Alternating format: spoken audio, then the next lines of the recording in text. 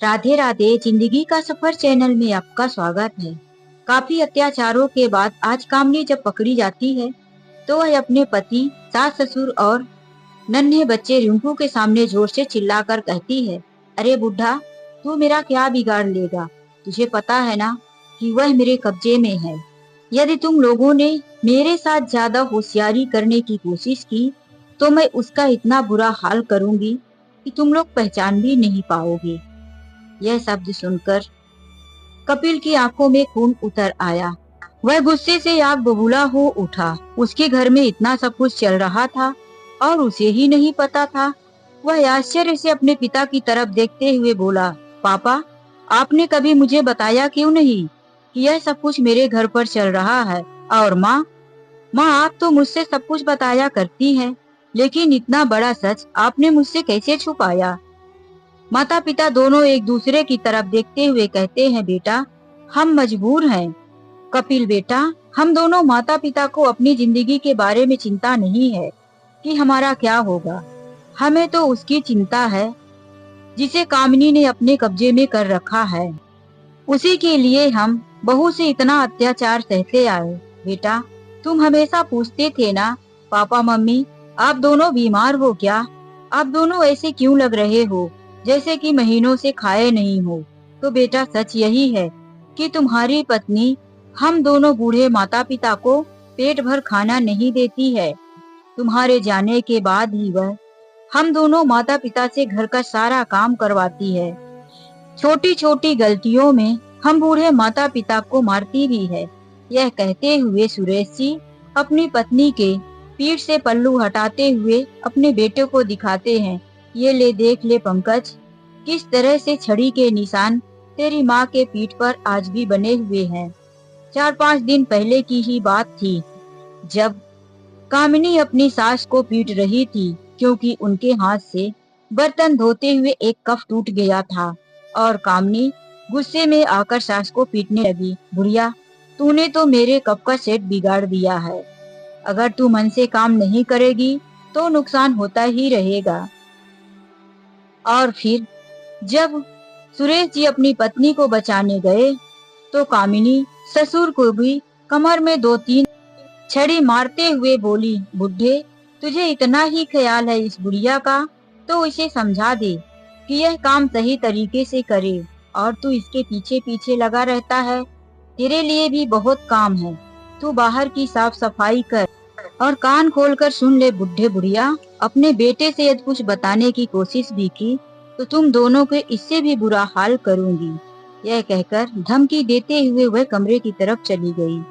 तभी उनका छोटा पोता रिंकू, जो सब कुछ देख रहा था, वह अपने दादा दादी के पास आकर कहता है, दादाजी, आप यहाँ क्यों रहते हो? मेरी मम्मी इतनी खतरनाक है, आप दोनों को हमेशा पीटती रहती है।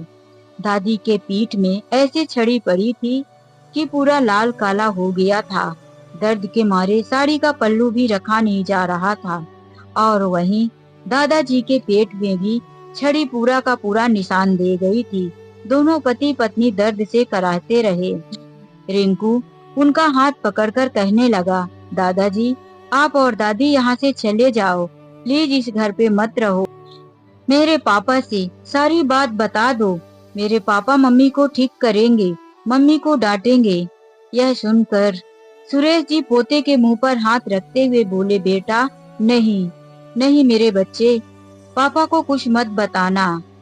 यह सुन अब रिंकू जिद पर आ गया था। क्यों दादाजी, आखिर क्यों? आप पापा को कुछ क्यों नहीं बताने देते? दादी, आप कुछ बोलो। दादाजी ऐसा क्यों कहते हैं? पापा आप दोनों से बहुत प्यार करते हैं, वह आप लोगों के साथ ऐसा नहीं होने देंगे। एक बार पापा से बात करके तो देखो। सुरेश जी रिंकू को बार बार समझाने की कोशिश करते, बेटा, हमारे पास कुछ मजबूरी है, इसीलिए हम यह सह रहे हैं और घर छोड़कर भी नहीं जा सकते, ना ही तुम्हारे पापा को कुछ बता सकते। अभी तुम छोटे हो, मैं तुम्हें समय आने पर सब कुछ बता दूंगा। रिंकू ने उनकी आंसू पोंछते हुए बोला, दादाजी, मैं 8 साल का हो गया हूँ, मैं सब कुछ समझता हूँ।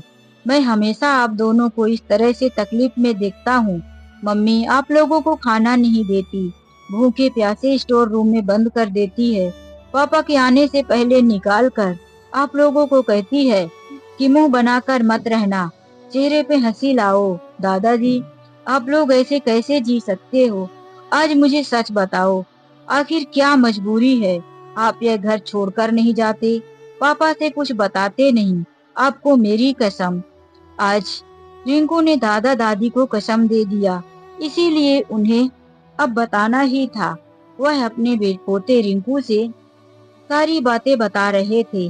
सुनकर रिंकू की आंखों में आंसू आ गए थे। तभी दादाजी अचानक से चुप हो जाते हैं। रिंकू दादाजी की तरफ देखता है कि चुप क्यों हो गए। तभी उसकी माँ पीछे से कहती है, अरे अभी रिंकू को खाना देना बाकी है, चल बेटा आ, तेरे पापा जरा लेट आएंगे, तू आकर खाना खा ले। रिंकू कहता है, माँ आज मैं दादा और दादी के साथ खाना खाऊंगा। माँ कहती है, बेटा जिद मत कर, वह लोग बाद में खा लेंगे, मैं उन लोगों को कमरे में खाना दे दूंगी। नहीं माँ, मुझे दादा दादी जी के साथ ही खाना है। बेटे की जिद के कारण कामिनी दोनों सास ससुर को भी खाने पर साथ में बिठा देती है। खाना देते हुए सास की तरफ दांत दबाते, आंखें दिखाते हुए कहती है, लो माँ जी खा लो, बहुत भूख लगी होगी ना। यह बात सुन विमला जी समझ जाती हैं, अब यह ना जाने मेरा क्या हाल करने वाली है। अंदर ही अंदर दोनों काफी घबरा जाते हैं, लेकिन रिंकू के जिद के आगे उन्हें साथ में बैठकर खाना पड़ता है। वहीं कामिनी गुस्से से आग बबूला हो रही थी कि आज इन दोनों बुढ़ा बुढ़िया को मैं भूखे रखने वाली थी, लेकिन इस रिंकू के पिल्ले की वजह से मुझे इन दोनों को आज इतना अच्छा खाना देना पड़ रहा है। यह दोनों भुक्खड़ों की तरह ठूस ठूस कर खाए जा रहे हैं, इसका भी बदला मैं बहुत अच्छी तरह से लूंगी। वह मन ही मन क्रोधित होकर खाना दे रही थी और रिंकू था कि दादा दादी जी को और लो दादी और लो दादा कह कहकर पेट भर कर खिलाए जा रहा था। फिर रिंकू कहता है, माँ तुम भी लाओ ना, हम सबके साथ बैठकर खाओ। कामिनी कहती है, नहीं अभी तुम्हारे पापा नहीं आए, मैं उनके साथ ही खाना खाती हूँ। लेकिन सुरेश जी और बिमला जी को पता था कि खाना बनाने के बाद गरम गरम स्वादिष्ट खाना कामिनी खुद पहले ही खा लेती है और फिर अपने पति के लिए रखती है। सास ससुर को दोपहर का बचा कुचा खाना ही देती है। वह पोते के सामने कुछ कहना ही नहीं चाहते थे। आज पेट भर का जब उन्हें भोजन मिला था, तो दूसरे दिन सुबह पति पत्नी थोड़ी देर तक सोते ही रह गए। आज जल्दी ही उनका बेटा कपिल ऑफिस चला गया था, इसीलिए सुबह कामिनी अपने सास ससुर के ऊपर ठंडा पानी ले जाकर डाल देती है और कहती है, कल रात दोनों बुढ़ा बुढ़िया ठूस ठूस कर स्वादिष्ट खाना खाए थे और आज घर का काम कौन करेगा? चलो तुम दोनों घर की पूरी सफाई करो, किचन में खाना बनाओ। आज तुम दोनों से घर के डबल काम करवाऊंगी। कल जितना खाया था वह सब कुछ आज वसूल लूंगी। दोनों बेचारे ठंडे पानी पड़ने की वजह से कांपने लगे थे। वैसे भी बुढ़ापे में शरीर कमजोर हो जाता है। शरीर में उनके खाना पानी ना मिलने की वजह से, भूखे रहने की वजह से कमजोरी आ गई थी। ऊपर से बहू की मार खा खा कर भी पूरे बदन में दर्द होता रहता था। बुखार भी रात को आ जाया करती थी और आज तो बहू ने ठंडा पानी ही डाल दिया। दोनों कांपते हुए अपने शरीर से पानी झाड़ते हुए कमरे से बाहर निकले। कपिल अभी घर पर ही था। उसने जैसे ही मम्मी पापा को भीगा हुआ देखा तो गुस्से से कहने लगा, कामिनी तुम पापा मम्मी के ऊपर पानी क्यों डाल दी? क्योंकि कपिल अपने पिताजी के कमरे से अपनी पत्नी को बाल्टी लेकर निकलते हुए देख लिया था। वह आवाज जोर से दिया तो कामिनी आ गई और कहने लगी, इतना ऊंची आवाज में बोलने की जरूरत नहीं है, मैंने जो भी किया है ठीक किया है। यह दोनों पूरा दिन खाते रहते हैं और सुबह में देर तक सोते हैं, घर का काम कौन करेगा? इसीलिए पानी डाला। यह सुन कपिल गुस्से से बोला, तुम्हारी इतनी हिम्मत, और पत्नी के गालों पर 2-3 थप्पड़ जड़ दिया। गाल में हाथ रखते हुए कामिनी जोर से चिल्लाई, तुम यह भूल रहे हो कि इस थप्पड़ का जवाब मैं कैसे दे सकती हूँ। अरे बुढ़े, समझा अपने बेटे को कि मेरे कब्जे में इस घर की सबसे कीमती चीज है, मैं उसके साथ क्या कर सकता हूँ। यह सुनकर कपिल आश्चर्य में था। अपने पिता और माँ की तरफ देखकर बोला, माँ, यह सब क्या है? क्या छुपाया जा रहा मुझसे इस घर में? घबराते हुए विमला जी और कामनी जी बोले, बेटा, आज तुझे सच बताना ही पड़ेगा। तुम्हारी पहली पत्नी नेहा अभी जिंदा है और इस कामिनी के कब्जे में है। क्या नेहा जिंदा है? लेकिन इस कामिनी ने तो बताया कि जब इसके साथ नेहा स्कूटी से मार्केट जा रही थी तो इसका और नेहा का एक्सीडेंट हो गया था। स्कूटी के साथ यह दूसरे साइड में फेंकाकर गिरी थी और कामिनी ट्रक के टायर के नीचे आ गई थी। उसका चेहरा बुरी तरह से कुचल गया था। वह हॉस्पिटल में ऐसी हालात में थी कि पहचानने में नहीं आ रही थी। और आप लोग कह रहे कि नेहा जिंदा है। बिमला जी आंखों में आंसू लेकर क्रोधित शब्द में बोली, हाँ बेटा, यही सच है। नेहा अभी जिंदा है। यह सब कामिनी ने किया है। कामिनी नेहा को अपने कब्जे में लेकर हॉस्पिटल से एक मुर्दा खरीद कर तुम्हें दे दिया, जिसका बुरी तरह से एक्सीडेंट हुआ था। शकल पहचान में नहीं आ रही थी। तुम्हारी पत्नी के कपड़े उसको लपेटकर तुम्हें पहचान करवा दिया कि यही तुम्हारी पत्नी है। और तुमने उस दुख के समय पर उसे अच्छे से समझ नहीं पाए और हम दोनों बुढ़िया बुढ़िया की भी आंखों में धूल झोंक दी गई। हम लोग भी अपनी बहू को पहचान नहीं पाए और तुम किसी और के शरीर का अंतिम दाह संस्कार कर दिए। मैं भी यही समझता था कि अब मेरी बहू नेहा इस दुनिया में नहीं रही और यह कामिनी जो नेहा की चचेरी बहन है, तुमसे यह कहकर तुम्हें विश्वास दिला दी कि वह माँ बनकर रिंकू का पालन पोषण करेगी। वह अपनी बहन के बेटे के लिए तुमसे शादी करना चाहती है। कोई और लड़की से शादी करोगे तो वह रिंकू का ध्यान नहीं रखेगी और हम सब इस कामनी की बातों में आकर इसे अपने घर की बहू बना बैठे। अब तक कपिल यह सब सुनकर ठंडा पड़ गया था, लेकिन फिर उसे एक बार कामिनी के ऊपर गुस्सा आया। वह जोर से उसका हाथ पकड़ झिकझोरते हुए उसे बोला, बोल कामिनी, तूने ऐसा क्यों किया? आखिर मैंने तेरा क्या बिगाड़ा था? नेहा से तेरी क्या दुश्मनी थी?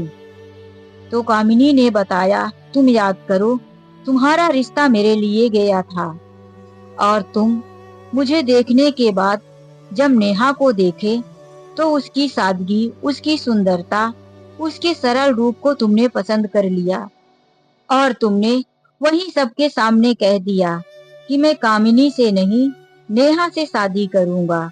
उसी दिन से मैंने तुमसे और नेहा से बदला लेने को सोच लिया था। तुमने मेरा इतना बड़ा अपमान किया था, वह मैं बर्दाश्त नहीं कर पाई। मैं उसी दिन से प्लान करने लगी थी कि नेहा को मैं सबक सिखाकर ही रहूंगी। बस इसीलिए मैं तुम्हारे घर आना जाना लगाकर रखती थी। उस दिन मुझे मौका मिला और नेहा को मैं अपने साथ शॉपिंग में ले जाने का बहाना बनाई और आज नेहा मेरे कब्जे में है। यदि तुम लोगों ने मेरे साथ ज्यादा होशियारी की तो मैं अब जो एक बार मर चुकी है दुनिया की नजरों में, उसे मैं सच में इस दुनिया से उठा दूंगी। उसके साथ बहुत बुरा करूंगी। यह सुन विमला जी कहने लगे, बहू, तू ऐसा मत कर। तू जो चाहेगी वही इस घर में होगा। तेरी मर्जी चलेगी। तभी दरवाजे से आवाज आई, बिल्कुल नहीं। जितनी मर्जी इसकी चलनी थी चला ली। अब इसका टाइम खत्म हो गया। दरवाजे की तरफ सबकी नजर पड़ी तो वह कोई और नहीं, नेहा थी। तू यहाँ? किसने छुड़ाया तुझे? वह बड़ी बड़ी आंखें करके नेहा की तरफ दौड़ी। तभी नेहा के पीछे पीछे एक महिला पुलिस और एक जेंट्स पुलिस आते हुए कामिनी के हाथ को पकड़कर 2-3 थप्पड़ महिला पुलिस ने उसके गालों में लगा दिया और बोला, हम लोगों ने छुड़ाया है इसे। अब वह महिला पुलिस की तरफ क्रोधित भरी आंखों से देखकर कहने लगी, कैसे पता चला कि नेहा कहाँ है? रिंकू सामने आकर कहता है, मैंने बताया है कि मेरी माँ कहाँ है। अरे तूने कैसे बताया? वह रिंकू की तरफ थप्पड़ मारने वाली थी कि नेहा ने कामिनी का हाथ पकड़ लिया और बोला, बहुत अत्याचार कर चुकी है तू, खबरदार अगर मेरे बच्चे पर हाथ उठाया तो। फिर कपिल उसको पकड़ते हुए बोले, बेटा तुमने यह सब कुछ कैसे किया? कैसे पता लगाया कि तेरी माँ कहाँ है? रिंकू ने बताया, पापा जब दादा दादी जी को उस दिन माँ छड़ी से पीट रही थी, दादा दादी रो रो कर बुरा हाल बना लिए थे। मैं उन्हें संभालते हुए अपनी कसम दे दी कि दादाजी मुझे बताओ कि आप लोग माँ के हाथों से इतना मार क्यों खा रहे? कुछ बोलते क्यों नहीं? पापा को क्यों नहीं बताते? मेरी कसम ना तोड़ते हुए दादाजी ने बताया कि बेटा हम इसलिए सब कुछ कह रहे हैं कि यह तेरी असली माँ नहीं है।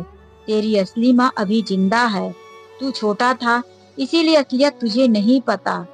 तेरी यह मौसी है और तेरी माँ इसके कब्जे में है। यदि हम लोगों ने इसके साथ कोई ऐसा वैसा कार्य किया तो यह तेरी माँ को मार देगी, उसे और सताएगी। इसीलिए हम लोग चुप रहते हैं। यह जैसा कहती है वैसा ही करते हैं। इसका सारा अत्याचार सहते हैं। रिंकू उस दिन स्कूल जाने के बहाने दूसरे दिन घर से निकला था और पुलिस स्टेशन में जाकर सारी बात बताया था। लेकिन पुलिस में किसी ने उसकी बात नहीं मानी, क्योंकि दुनिया के सामने, उसके पति के सामने जब उसकी माँ मर चुकी थी तो इस बच्चे की बात पर कैसे भरोसा किया जा सकता था। रिंकू ने पापा से मोबाइल मांगा कि मेरा बहुत सारा होमवर्क मोबाइल में आया हुआ है और मुझे उसी से पढ़ना है पापा। इसीलिए कपिल ने बेटे को मोबाइल दे दिया और रिंकू जब जब देखता कि माँ दादाजी और दादी जी को मार रही है, उन्हें भूखे प्यासे स्टोर रूम में बंद करती है, उनके साथ अत्याचार करती है, वह सारी वीडियो बनाता रहा और फिर पुलिस स्टेशन में ले जाकर दिखाया कि देखिए माँ इस तरह से दादा दादी जी के साथ अत्याचार कर रही है। आखिर दादा दादी जी सह रहे हैं तो किस लिए? उस वीडियो को देखकर पुलिस वालों ने उस पर नजर रखना शुरू कर दिया। सिविल ड्रेस में आते थे, इसीलिए कभी कामिनी को पता नहीं चला कि यह सादे ड्रेस में पुलिस है या कोई आम। उसका पीछा भी किया कि वह कब कहाँ जाती है, किससे मिलती है।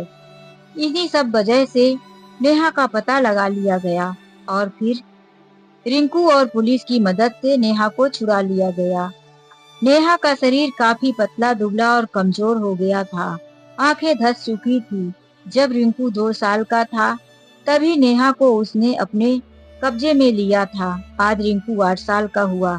6 सालों तक नेहा कितने तकलीफों में घुटती रही यह वही जानती है। आज रिंकू को अपने गले लगाते हुए खूब फूट फूट कर रोने लगी। कामिनी को पुलिस गिरफ्तार करके ले जाती है। कोर्ट में जब कामिनी को पेश किया जाता है तो जो वीडियो रिंकू ने बनाया था वह वीडियो भी दिखाया जाता है और नेहा और उसका बेटा गवाही भी देते हैं। रिंकू भी बताता है कि किस तरह से उसने अपनी माँ के खिलाफ सबूत इकट्ठा किया, जो कि सौतेली माँ थी, और अपनी असली माँ को वह किस तरह से छुड़ाने में पुलिस की मदद की। सब लोग 8 साल के नन्हे बच्चे रिंकू की खूब तारीफ की। उसके लिए तालियां बजाई गई और कामिनी जैसे साथी औरत को 10 साल की सजा सुनाई गई। तो दोस्तों, कामिनी के इस बदले की आग ने कितने लोगों को परेशान किया और उसे खुद कहां से कहां ले जाकर पहुंचा दिया। चलिए मिलते हैं एक नई कहानी के साथ। आज के लिए बस इतना ही। राधे राधे, जय श्री कृष्णा। जिंदगी के सफर चैनल में यदि पहली बार आए हैं तो प्लीज जाने से पहले चैनल को सब्सक्राइब कर लीजिए और वीडियो को लाइक करना मत भूलिए। राधे राधे।